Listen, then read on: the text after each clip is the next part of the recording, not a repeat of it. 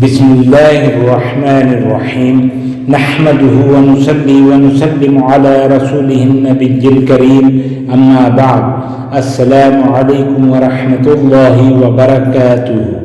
معزز ناظرین و سامعین اکرام، عذاب قبر سے پناہ مانگنا۔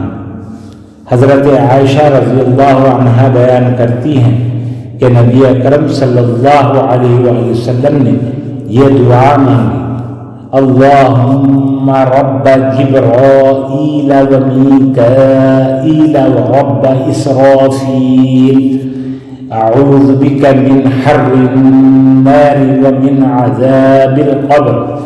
ترجمہ: یا اللہ، اے جبرائیل اور میکائیل اور اسرافیل کے رب، میں تیری پناہ مانگتا ہوں آگ کی گرمی سے اور عذاب قبر سے۔